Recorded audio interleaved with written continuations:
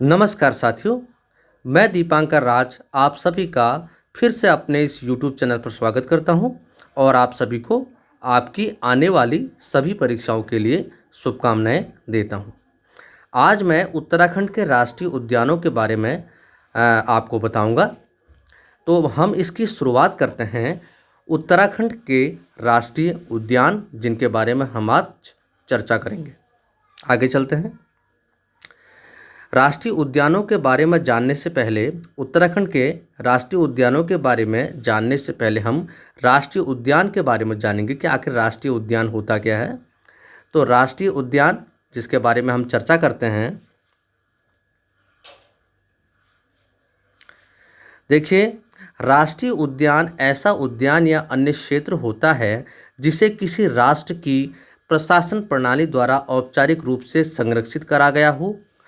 अलग अलग देश अपने राष्ट्रीय उद्यानों के लिए अलग अलग नीतियां रखते हैं, लेकिन लेकिन लगभग सभी में क्षेत्रों के वन्य जीवन को आने वाली पीढ़ियों के लिए संरक्षित रखना एक मुख्य ध्येय होता है। देखिए, तो यहाँ हम देख रहे हैं कि राष्ट्रीय उद्यान एक ऐसा उद्यान या अन्य क्षेत्र होता है जिसे किसी राष्ट्र की प्रशासन प्रणाली द्वारा औपचारिक रूप से संरक्षित करा गया हो।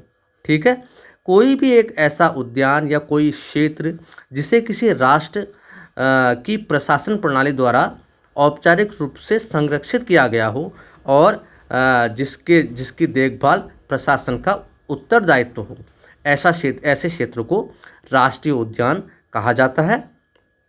अब देखिए, जब कोई भी देश किसी क्षेत्र को संरक्षित करता है तो उसके लिए अलग नीतियां बनाता है। तो अलग अलग देश अपने राष्ट्रीय उद्यानों के लिए अलग अलग नीतियां बनाते हैं, लेकिन सभी का उद्देश्य एक ही होता है कि वन्य जीवन को आगे की पीढ़ियों के लिए संरक्षित रखना। ठीक है, जो वन्य जीवन का ह्रास होता जा रहा है उसको रोकना तथा वन्य जीवन को आगे की पीढ़ियों के लिए संरक्षित रखना इन सभी का एकमात्र ध्येय है।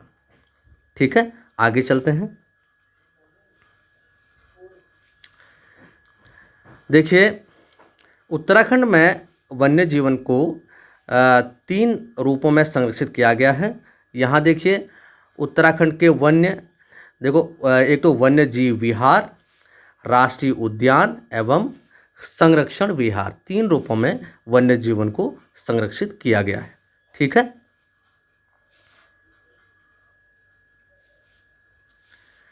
उत्तराखंड राज्य में प्रथम वन्य जीव संरक्षण केंद्र के रूप में 1935 में देहरादून जिले में मोतीचूर वन्य जीव विहार की स्थापना की गई थी, जो कि 1983 में राजाजी राष्ट्रीय उद्यान राजाजी नेशनल पार्क में सम्मिलित हो गया। तो यहाँ आप देखिए कि ये देखिए, उत्तराखंड के वन्य जीव विहार राष्ट्रीय उद्यान एवं संरक्षण विहार, जो कि हैं 3 रूपों में वन्य जीवन को संरक्षित किया गया है। उत्तराखंड राज्य में प्रथम वन्य जीव संरक्षण केंद्र के रूप में 1935 में देहरादून जिले में मोतीचूर वन्य जीव विहार की स्थापना की गई थी, जो कि 1983 में राजाजी राष्ट्रीय उद्यान में सम्मिलित हो गया। तो सबसे पहले 1935 में देहरादून जिले में मोतीचूर वन्य जीव विहार की स्थापना की गई थी, जिसका उद्देश्य भी वन्य जीवन को संरक्षित करना ही था। और बाद में राजाजी राष्ट्रीय उद्यान की स्थापना होने के बाद यह 1983 में राजाजी राष्ट्रीय उद्यान में ही सम्मिलित हो गया। ठीक है, आगे चलते हैं। यहाँ देखिए, वन्य जीवों के संरक्षण के लिए उत्तराखंड में निम्नलिखित उद्यान है। अब देखो उन उद्यानों के बारे में जानेंगे। सबसे पहले राष्ट्रीय उद्यान। तो उत्तराखंड में राष्ट्रीय उद्यान यानी नेशनल पार्क, इनकी संख्या 6 है। वन्य जीव विहार यानी वाइल्ड लाइफ सेंचुरी, इनकी संख्या भी 6 है। ठीक है, और संरक्षण आरक्षित यानी कंजर्वेशन रिजर्व, इनकी संख्या 2 है। उच्च स्तरीय प्रणाली उद्यान हाई लेवल सिस्टम पार्क, इनकी संख्या 1 है। और जैव सुरक्षित क्षेत्र बायोसेफ एरिया, इनकी संख्या 1 है। ठीक है, तो एक बार फिर से देखिए कि राष्ट्रीय उद्यान 6 हैं, वन्य जीव विहार वाइल्ड लाइफ सेंचुरी ये भी 6 हैं, और संरक्षित आरक्षित क्षेत्र ये 2 हैं। उच्च स्तरीय प्रणाली उद्यान हाई लेवल सिस्टम पार्क ये 1 है, और जैव सुरक्षित क्षेत्र यानी बायोसेफ एरिया ये भी 1 है। ठीक है, आगे चलते हैं। यहाँ देखिए, अब हम उत्तराखंड के राष्ट्रीय उद्यानों के बारे में जानेंगे। उत्तराखंड के राष्ट्रीय उद्यान, ठीक है, तो इसमें सबसे पहला है जिम कॉर्बेट राष्ट्रीय उद्यान, जिम कॉर्बेट नेशनल पार्क जिसे बोलते हैं। इसकी स्थापना 1936 में सर हेली द्वारा की गई थी। ठीक है, इन्हीं के नाम पर पहले इसका नाम हेली नेशनल पार्क भी हुआ करता था। ठीक है, ठीक है, इन्हीं के नाम पर इसका नाम प्रारंभ में हेली नेशनल पार्क भी हुआ करता था, जिसे हम देखिए हेली नेशनल पार्क। इसका ठीक है, तो इसकी स्थापना 1936 में हुई थी और सर हेली के द्वारा इसकी स्थापना की गई थी। इन्हीं के नाम पर प्रारंभ में इसका नाम हेली नेशनल पार्क हुआ करता था। इसका कुल क्षेत्रफल है 520.82 वर्ग किलोमीटर, और स्थान ये इसमें नैनीताल और पौड़ी गढ़वाल का एरिया आता है। तो नैनीताल और पौड़ी गढ़वाल का क्षेत्र इसमें शामिल है।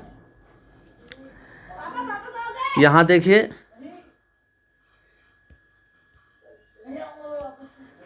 यहाँ आप इस उत्तराखंड के मानचित्र में देखिए कि नैनीताल और पौड़ी गढ़वाल का क्षेत्र है।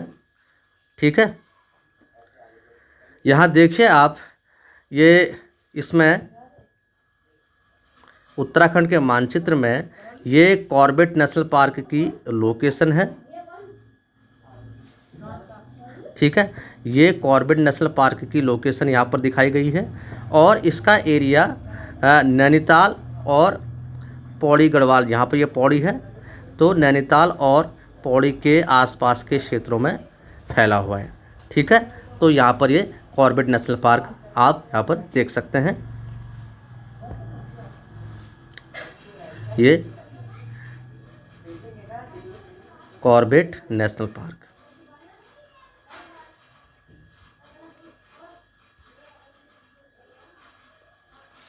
कॉर्बेट नेशनल पार्क इतना एरिया इसने कवर किया है, पौड़ी का एरिया और नैनीताल का एरिया इसने कवर किया है। ठीक है,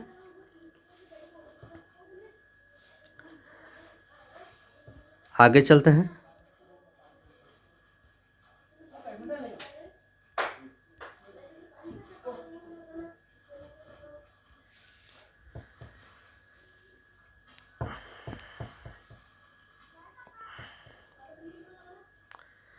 तो कॉर्बेट नेशनल पार्क के बारे में हम आगे चलते हैं।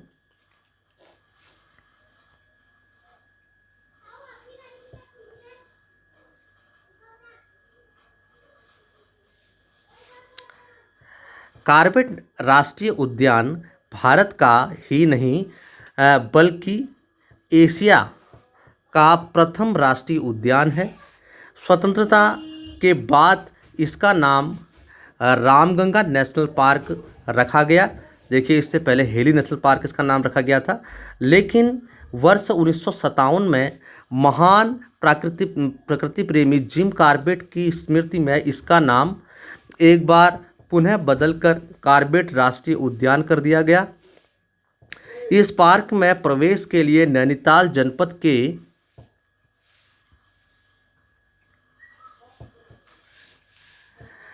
ढिकाला में प्रवेश द्वार बनाया गया है, जो कि नैनीताल जिला मुख्यालय से 144 किलोमीटर दूर है। यह क्षेत्र नगर पालिका रामनगर से काफ़ी निकट है। ठीक है, आगे चलते हैं।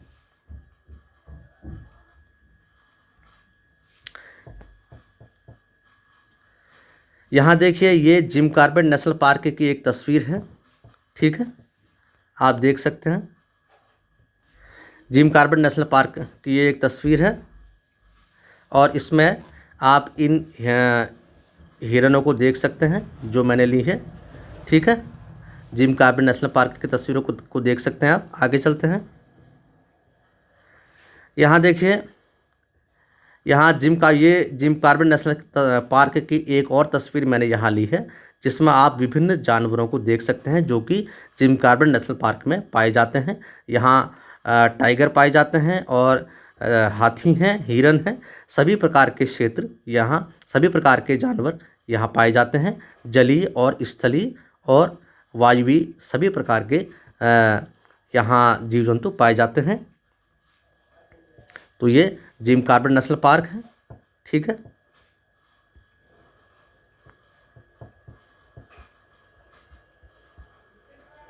Jim Corbett national park.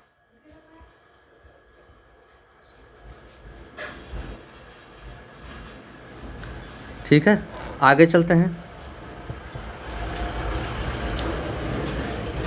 1 नवंबर 1973 को इसे भारत का पहला बाघ संरक्षण पार्क घोषित किया गया था। संरक्षित क्षेत्र की घोषणा के बाद पार्क में शेरों की संख्या में निरंतर वृद्धि हुई है। इस पार्क में लगभग 570 पक्षी प्रजातियां, 25 सरीसृप की प्रजातियां व 75 स्तनधारी जीव पाए जाते हैं।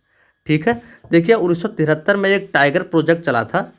ठीक, एक टाइगर प्रोजेक्ट चला था जिसका उद्देश्य था बाघों की संख्या को बढ़ाना, क्योंकि बाघ दिन पर दिन कम होते जा रहे थे। तो 1973 में टाइगर प्रोजेक्ट के अंतर्गत जिम कॉर्बेट नेशनल पार्क को भी जोड़ दिया गया, जिसका उद्देश्य था जिम कॉर्बेट नेशनल पार्क में बाघों की संख्या को बढ़ाना, जो कि अत्यधिक शिकार और अवैध रूप से अत्यधिक शिकार और पारिस्थितिक तंत्र के असंतुलन और जलवायु असंतुलन के कारण कम होते जा रहे थे। तो इसका उद्देश्य बाघ या टाइगर की प्रजाति को बढ़ाना था ताकि पारिस्थितिक संतुलन असंतुलित ना हो। ठीक है, आगे चलते हैं। राज्य के सभी उद्यानों में सर्वाधिक पर्यटन इसी उद्यान में इसी उद्यान में आते हैं। ठीक है, पर्यटक। ठीक है, इसके बाद क्रमशः राजाजी राष्ट्रीय उद्यान, राजाजी नेशनल पार्क और फूलों की घाटी या फ्लावर वैली आते हैं। ठीक है, तो पर्यटन की दृष्टि से भी यह पार्क बहुत महत्वपूर्ण है। यहाँ सर्वाधिक पर्यटक इसी उद्यान में आते हैं। ठीक, किस उद्यान में? जिम कॉर्बेट नेशनल पार्क में। आगे चलते हैं। ये देखिए, अभी हमने पर्यटकों की बात की थी। यहाँ देखिए पर्यटक किस तरह जिम कॉर्बेट नेशनल पार्क में पर्यटन का आनंद ले रहे हैं। यहाँ प्रशासन द्वारा पर्यटकों को नेशनल पार्क में घुमाया जाता है और विभिन्न जानवरों को प्रशासन की देखरेख में दिखाया जाता है। यहाँ आप देख सकते हैं कि ये इन पर्यटकों को देख सकते हैं और इनके सामने इस टाइगर को आप देख रहे हैं। ठीक है, और सभी जो पर्यटक हैं वो टाइगर को देख रहे हैं और आनंद ले रहे हैं। ठीक है, आगे चलते हैं। यहाँ मैंने ये एक हाथी को इस तस्वीर को लिया है। यहाँ अक्सर ऐसी घटनाएं होती हैं इसके आसपास कि हाथियों, क्योंकि यह पब्लिक एरिया के काफ़ी निकट यह पार्क पड़ता है, तो अधिकतर मानव के संपर्क में इस पार्क के जीव आते रहते हैं। अक्सर ये घटनाएं देखी जाती हैं कि हाथियों द्वारा वाहनों का पीछा करने की घटनाएं अक्सर देखी जाती हैं और मनुष्य को क्षति पहुंचाने की घटनाएं भी देखी जाती हैं, क्योंकि मानव का हस्तक्षेप उनके निवास स्थल पर काफ़ी है। इस कारण इनके मानव के संपर्क में इस उद्यान के जीव आते रहते हैं और ऐसी घटनाएं निरंतर वहाँ देखी जाती है। वाहनों का पीछा करते हुए खाद्य सामग्री की ओर आकर्षित होते हैं जीव। ठीक है, आगे चलते हैं। अब हम आते हैं नंदा देवी राष्ट्रीय उद्यान में। ये भी बहुत महत्वपूर्ण उद्यान है, नंदा देवी राष्ट्रीय उद्यान, नंदा देवी नेशनल पार्क। ठीक है, नंदा देवी राष्ट्रीय उद्यान, इसकी स्थापना 1982 में हुई थी और यह चमोली ज़िले में स्थित है। ठीक है, और इसका क्षेत्रफल 624 वर्ग किलोमीटर है। ठीक है, इसकी लोकेशन को देखते हैं हम।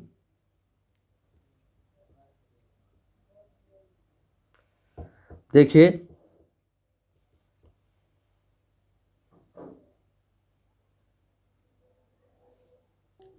यहाँ उत्तराखंड के मानचित्र में आप देखिए कि आप नंदा देवी नेशनल पार्क की लोकेशन को यहाँ पर देख सकते हैं। ठीक है, नंदा देवी नेशनल पार्क की ये लोकेशन ये है, जो कि चमोली जनपद में स्थित है। ठीक है, आप इसको देख सकते हैं। देखिए, ये नंदा देवी है और यह उत्तराखंड के लगभग उत्तर पूर्वी भाग, देखिए यहाँ आप, ये बगल में पिथौरागढ़ है और यहाँ पर चमोली डिस्ट्रिक्ट है। चमोली डिस्ट्रिक्ट में नंदा देवी की लोकेशन आप इसको देख सकते हैं। ठीक है, नंदा देवी नेशनल पार्क ये चमोली जनपद में स्थित है। आप उत्तराखंड के मानचित्र में इसका अंदाज़ा लगा सकते हैं, इसकी लोकेशन का अंदाज़ा लगा सकते हैं। ये है नंदा देवी नेशनल पार्क।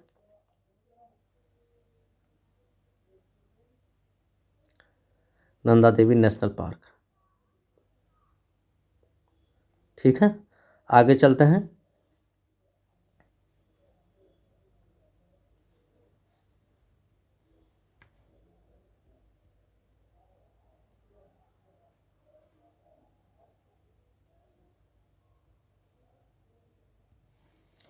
हाँ, देखिए, हमने इसकी लोकेशन देख ली, हम इसके आगे के बिंदुओं को देखते हैं। यह उद्यान 5,431 मीटर की ऊंचाई पर स्थित है। इस उद्यान में हिमालयन भालू और स्नेलेपे स्नेलैपिस स्नेलैपिस मस्क डियर, ये देखो, ये मस्त नहीं, मस्क है। ठीक है, मस्क है, जिसे कस्तूरी मृग कहते हैं।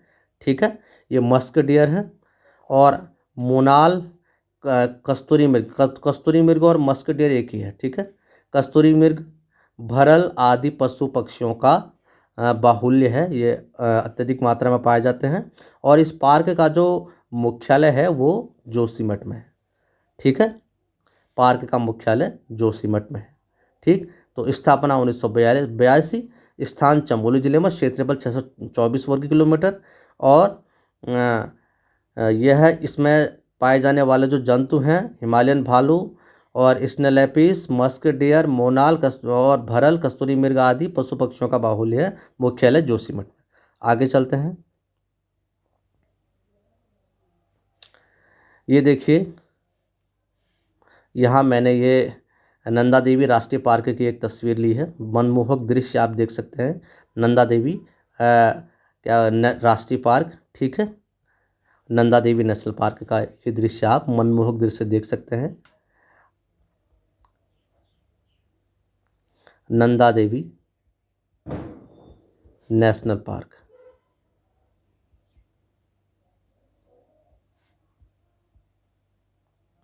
ठीक है,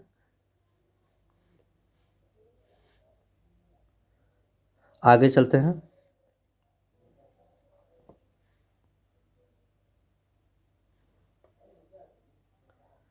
ये एक और दृश्य है। ठीक है, एक और नंदा देवी राष्ट्रीय उद्यान का एक और दृश्य है, मनमोहक दृश्य, नंदा देवी राष्ट्रीय उद्यान। आगे चलते हैं। ये देखिए, शीत ऋतु में यहाँ बादल छाए हुए हैं। ठीक है, शीत ऋतु में बादल छाए रहते हैं, क्योंकि बादल इस कारण इसका दृश्य कुछ इस तरीके का है। ठीक है, नंदा देवी नेशनल पार्क। ठीक है, नंदा देवी नेशनल पार्क का एक ही दृश्य है।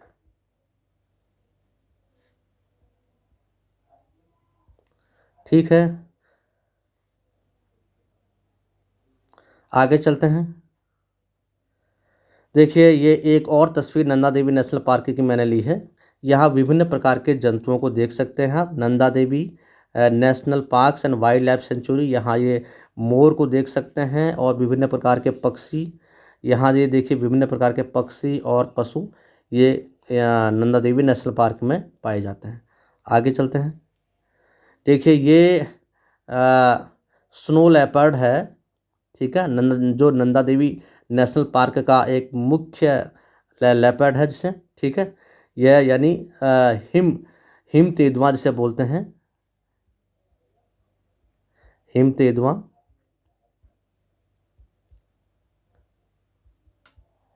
ठीक है, तो हिम तेंदुआ या स्नो लेपर्ड जिसे कहते हैं, वह नंदा देवी राष्ट्रीय उद्यान में पाए जाते हैं। ठीक है, आगे चलते हैं।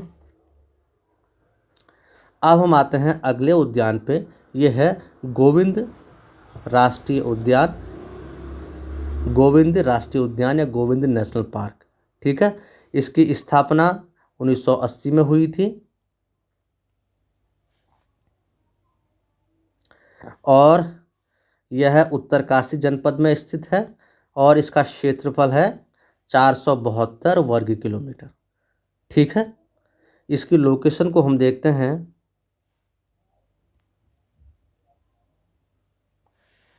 यहाँ देखिए, यहाँ पर है, यहाँ पर आप गोविंद पशु विहार को बी से कहा जाता है, तो गोविंद पशु विहार को के लोकेशन का अनुमान आप यहाँ से लगा सकते हैं, जो कि उत्तरकाशी जनपद में स्थित है। ठीक है, तो और यह उत्तराखंड के लगभग उत्तर पश्चिमी भाग में स्थित है, उत्तरकाशी जनपद में गोविंद पशु विहार या गोविंद राष्ट्रीय उद्यान। ठीक है, आगे चलते हैं।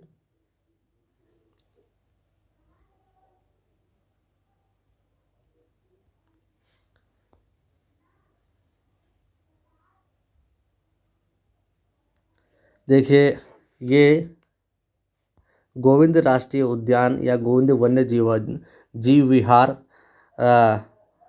गोविंद वन्य देखिए, ये गोविंद वन्य जीव विहार की एक तस्वीर मैंने यहाँ ली है। गोविंद वन्य जीव विहार में की इस तस्वीर में आप या इसमें पाए जाने वाले विभिन्न जानवरों को देख सकते हैं। ठीक है, इससे आप इसका अंदाज़ा लगा सकते हैं। गोविंद वन्य जीव विहार, इसमें आप विभिन्न जीव जंतुओं का अंदाज़ा लगा सकते हैं कि कौन कौन से जीव इसमें पाए जाते हैं। ठीक है, आगे चलते हैं। अब हम आते हैं फूलों की घाटी। ठीक है, जो कि विश्व प्रसिद्ध एक पर्यटन स्थल भी है। ठीक है, फूलों की घाटी, इसके बारे में हम देखेंगे।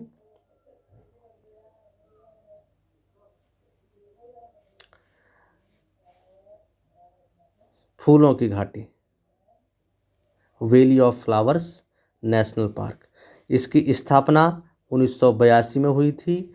स्थान चमोली जनपद में स्थित है और क्षेत्रफल 87.5 वर्ग किलोमीटर है।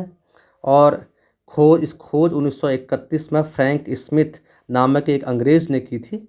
ठीक है, और इसके यहाँ पर इस यहाँ पाए जाने वाले हजारों फूलों के कारण इसे फूलों की घाटी नाम दिया गया, फूलों की घाटी या वैली ऑफ फ्लावर्स।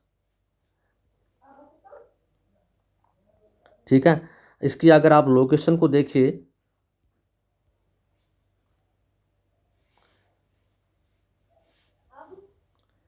यहाँ पर आप देख सकते हैं, ये उत्तराखंड के उत्तर पूर्वी भाग में चमोली जनपद में आप वैली ऑफ फ्लावर की लोकेशन देख सकते हैं। ये ठीक है, ये वैली ऑफ फ्लावर, और यहाँ पर इसका ये नाम लिखा गया है, वैली ऑफ फ्लावर।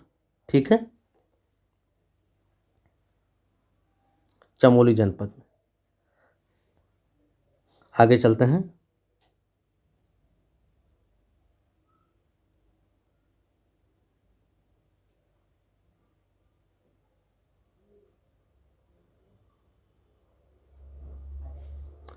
तो यहाँ फूलों की घाटी के बारे में हम देख रहे हैं।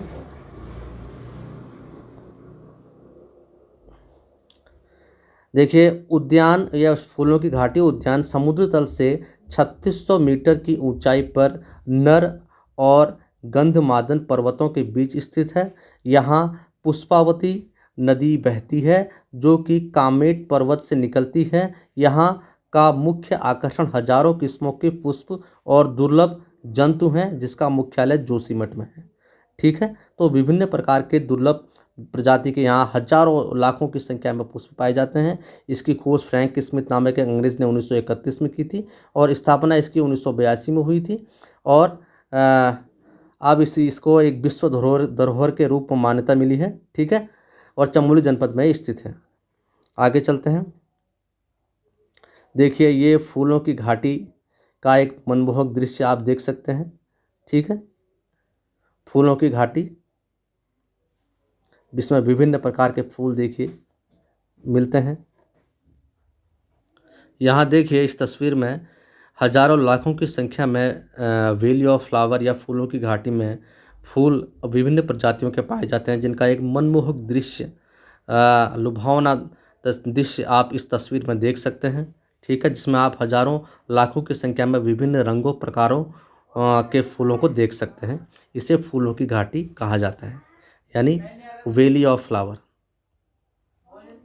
Valley of flower. ठीक है, वैली ऑफ फ्लावर्स। आगे चलते हैं।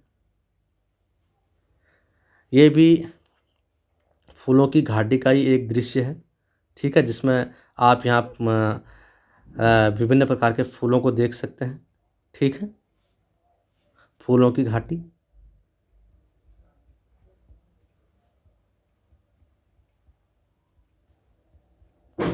आगे चलते हैं। एक और मनमोहक दृश्य आप देख सकते हैं, बहुत ही सुंदर। देखिए, वैली ऑफ फ्लावर, विभिन्न प्रकार के फूल।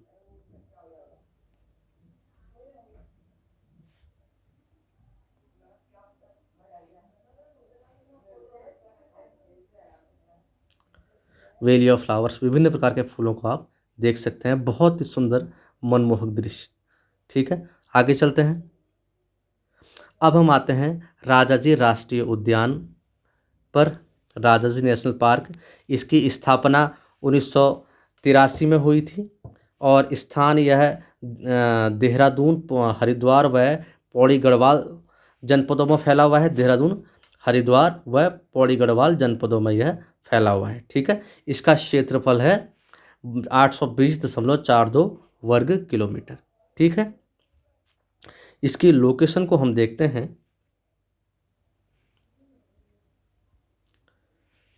ठीक है, यहाँ आप इस मानचित्र में देख सकते हैं। यहाँ देखिए, ये राजाजी राष्ट्रीय उद्यान को आप यहाँ पर देख सकते हैं। ये इसकी लोकेशन ये है। ठीक है, और यह टिहरी गढ़वाल, इसका कुछ हिस्सा टिहरी गढ़वाल में है, कुछ पौड़ी गढ़वाल में भी इसका हिस्सा पड़ता है। ठीक है, देखिए मानचित्र में आप देख सकते हैं कि जो राजाजी राष्ट्रीय उद्यान है उसकी लोकेशन आप इस यहाँ पर देख सकते हैं। राजाजी राष्ट्रीय उद्यान की जो लोकेशन है वो देहरादून, यहाँ पर देहरादून जनपद को आके पास आप देख सकते हैं। लेकिन इसका कुछ भाग हरिद्वार से होता हुआ और कुछ पौड़ी तक को भी छूता है। तो इस प्रकार यह देहरादून, हरिद्वार और पौड़ी में फैला हुआ है। ठीक है, राजाजी राष्ट्रीय उद्यान, इसको हम इस प्रकार देख सकते हैं।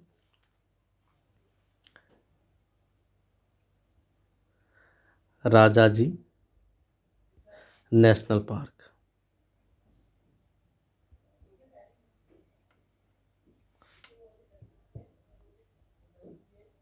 ठीक है, अब आप यहाँ स्पष्ट इसको देख सकते हैं। तो इतना ये एरिया में समाया हुआ है। ठीक है, आगे चलते हैं।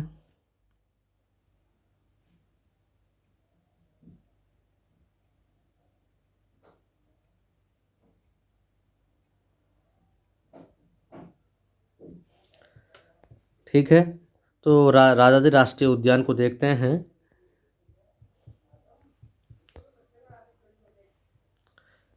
एक महत्वपूर्ण पॉइंट है कि इस पार्क का नाम राजाजी राष्ट्रीय उद्यान म, देखिए, जो महान स्वतंत्रता सेनानी और भारत के स्वतंत्र भारत के प्रथम गवर्नर जनरल सी राजगोपालाचारी, ठीक है, सी राजगोपालाचारी, सी राजगोपालाचारी, उनके सी राजगोपालाचारी के नाम पर इस पार्क का नाम राजाजी राष्ट्रीय उद्यान रखा गया। ठीक है, इसके बारे में आगे की बातों को देखते हैं। इस पार्क में 23 प्रकार के स्तनधारी वन्य प्राणी एवं 313 प्रकार के पक्षी पाए जाते हैं। यहाँ विभिन्न प्रकार की वनस्पतियाँ में साल, खैर, शीशम, झिंगन, खरपट, बाल्की, सैन, चीड़, सीरस, रोहिणी आदि प्रमुख हैं। ठीक है, इसका मुख्यालय देहरादून में है। मुख्यालय देहरादून में है और यह देहरादून, हरिद्वार और पौड़ी में फैला हुआ है। आगे चलते हैं।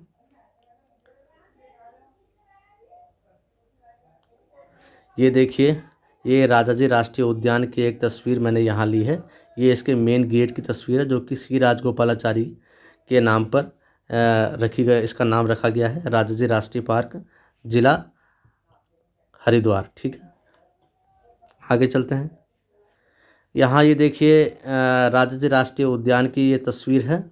इसमें विभिन्न प्रकार के जीव जंतुओं को आप देख सकते हैं और लोगों के पर्यटन के लिए लोगों के जमावड़े को भी आप देख सकते हैं। देखिए, यहाँ देखिए, शेरों के पीछे लोग, और यहाँ हाथी, और यहाँ हिरन, और यहाँ देखिए हाथी। तो साथ में आप पर्यटन की दृष्टि से भी इस पार्क का बहुत महत्व है। ठीक है, इस तस्वीर में आप देख सकते हैं।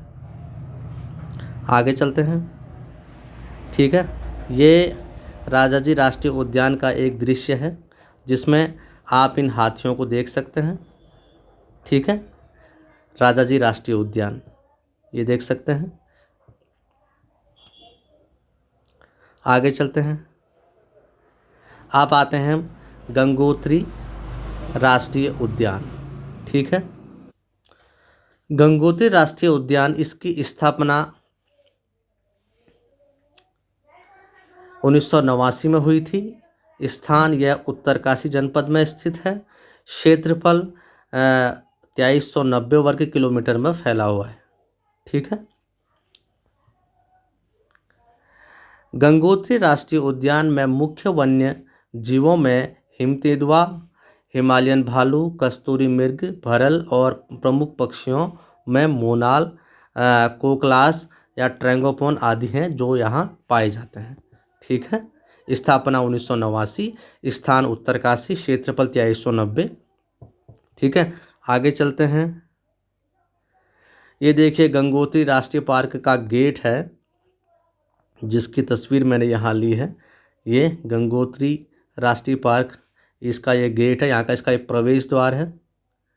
ठीक है, आगे चलते हैं। ये देखिए हिम तेंदुआ, ठीक है, जो कि गंगोत्री राष्ट्रीय पार्क की शान है।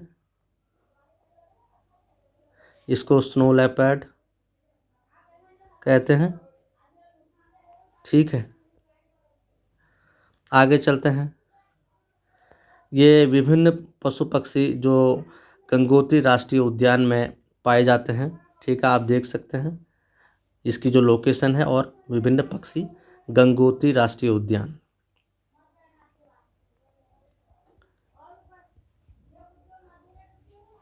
गंगोत्री राष्ट्रीय उद्यान।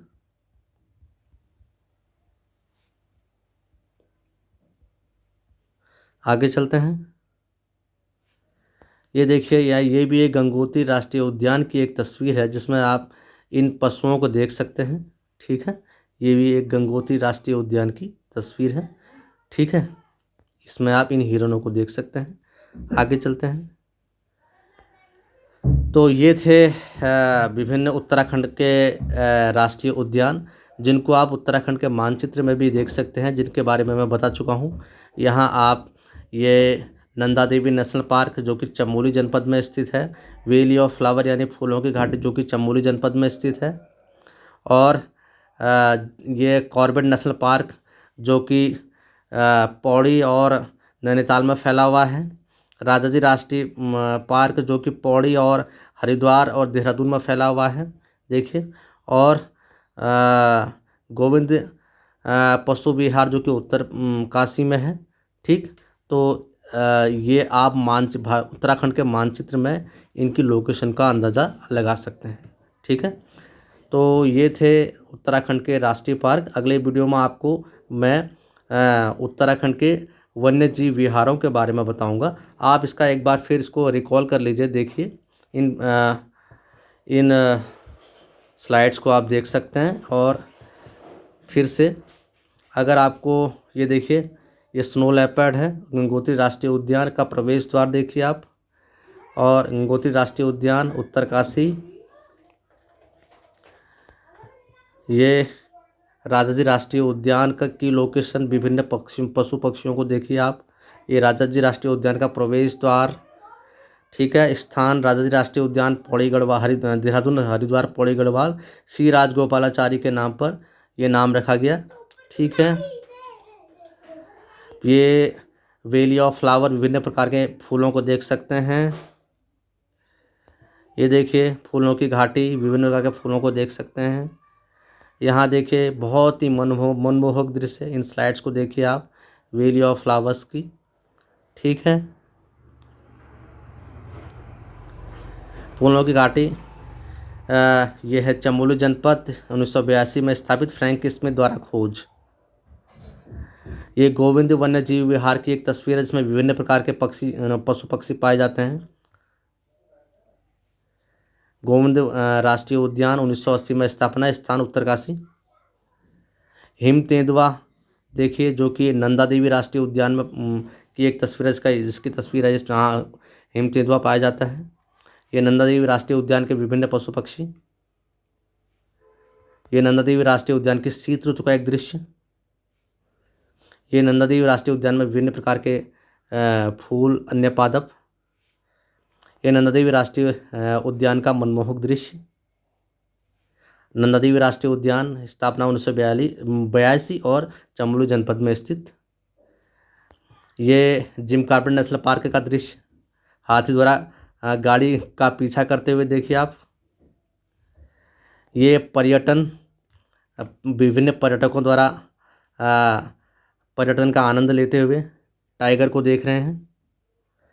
यह 1973 में टाइगर प्रोजेक्ट में जिम कॉर्बेट नेशनल पार्क को शामिल किया गया। और ये जिम कॉर्बेट नेशनल पार्क का एक दृश्य है, जिसमें विभिन्न पशुओं को देख सकते हैं। और जिम कॉर्बेट नेशनल पार्क का एक दृश्य है, आप देख सकते हैं इसको। और ये विभिन्न राष्ट्रीय उद्यान, ये उत्तराखंड के राष्ट्रीय उद्यान, जिसमें जिम कॉर्बेट नेशनल पार्क की स्थापना 1936, और ये नैनीताल और पौड़ी जनपद में स्थित, पहले इसको हेली नेशनल पार्क कहा जाता था। ठीक है, और ये राष्ट्रीय उद्यान 6 और वाइल्ड लाइफ सेंचुरी 6, संरक्षित आरक्षित 2 और उच्च स्तरीय प्रणाली उद्यान 1 और जैव सुरक्षित क्षेत्र 1। और ये 1935 में मोतीचूर वन्यजीव विहार की स्थापना और राष्ट्रीय उद्यान।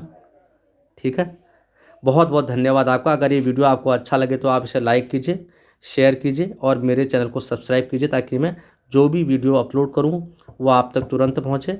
ठीक है, आप सब्सक्राइब करने में कंजूसी कर रहे हैं, आप सब्सक्राइब करेंगे, मेरा हौसला बढ़ाएंगे, तो मैं और मेहनत करूंगा और अच्छी वीडियो आपके सामने लेकर आऊंगा। और बाकी की जानकारी अब मैं अगला वीडियो, ये अभी मैंने राष्ट्रीय उद्यानों पर बनाया है, अगला वीडियो जो मैंने तैयार किया है वो मैं उत्तराखंड के वन्य जीव विहारों के बारे में बनाऊंगा। ठीक है, आप देख सकते हैं इन स्लाइड्स को, एक बार फिर से आप देख लीजिए।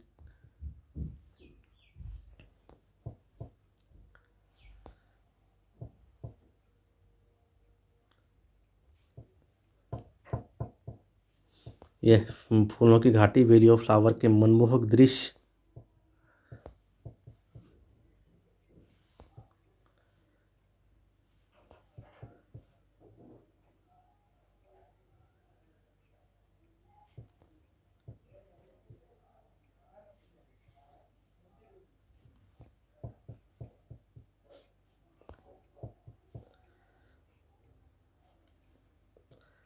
ये गंगोत्री राष्ट्रीय उद्यान की तस्वीर, ये भी गंगोत्री राष्ट्रीय उद्यान की तस्वीर है। और ये उत्तराखंड के मानचित्र में विभिन्न पार्कों को की लोकेशन, उनकी स्थिति आप देख सकते हैं। तो देखिए, कॉर्बेट नेशनल पार्क और राजाजी राष्ट्रीय उद्यान, नंदा देवी राष्ट्रीय पार्क, वैली ऑफ फ्लावर्स और गोविंद राष्ट्रीय पशु विहार। ठीक है, तो बहुत बहुत धन्यवाद आपका। और आप कोई चैनल अच्छा लगा, आपको ये वीडियो अच्छा लगा तो मेरे चैनल इसे लाइक कीजिए, शेयर कीजिए और मेरे चैनल को सब्सक्राइब कीजिए, ताकि मैं जो भी वीडियो अपलोड करूं वो आप तक तुरंत पहुंचे। बहुत बहुत धन्यवाद आपका। बाकी की जानकारी मैं आपको अगली वीडियो में दूंगा, तब तक के लिए नमस्कार।